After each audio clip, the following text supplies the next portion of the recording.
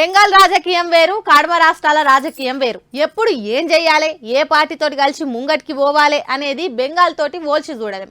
ఇన్నొద్దులు India కూటమితోటి కలిసి పోటీ చేస్తాం, బీజేపీని గద్దె దించి బుద్ధి చెప్తామని చెప్పుకున్న తృణమూల్ కాంగ్రెస్ పార్టీ ఇప్పుడు బిల్కుల్ ఆపోజిట్ మాట మాట్లాడుతుంది. పొత్తులు గిత్తులు జాంతానాయి, అవన్నీ ఎలక్షన్లు అయిపోయినాక చూసుకుంటాం, ఇప్పుడైతే ఒంటరిగానే పోటీ చేస్తున్నాం అని అంటుంది. అట్లయితే కూటమి పరిస్థితి ఏంటిది అంటారా? అయితే ఆ కథ ఏందో చూద్దాం పాండ్రి. Bengal fire brand Didi madam ఏది చేసినా ఫేస్ టు ఫేస్ ఉంటది. అవతలున్నోళ్ళు సీఎం అయినా పీఎం అయినా కూటమి పెబ్బలైనా ఆమె ఏమనాలనుకుంటుందో అనేస్తది. అట్లనే తర్వాత అయ్యో నాలుక గారుసుకునే రకం కాదు.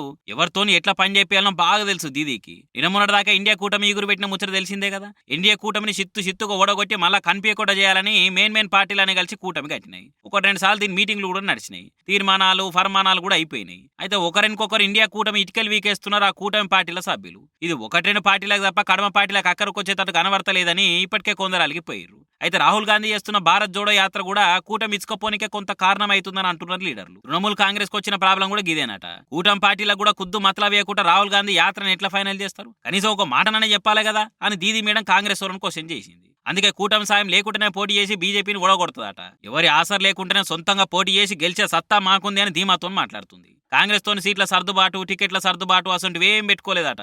ఏమున్నా రిజల్ట్ వచ్చినాకనే అని చెప్తున్నది మేడం. ఏమో అన్ని రిజల్ట్ వచ్చినాకనే అంటుంది కానీ ఒక రేపు పొద్దున రిజల్ట్ వచ్చినాక కూటమి లేదు అంటే అదేం కథను. ఏమో అబ్బాయి, ఇండియా కూటమి రాజకీయాలు ఎక్కడ సమాజ్ కావు. అందరు కలిసినట్టే ఉంటారు కానీ ఎవరికి వారు ఏమనకు నీరే అన్నట్టు ఒకరినొకరు పట్టించుకోకుండానే అంచుల పంటి పోతుంటారు.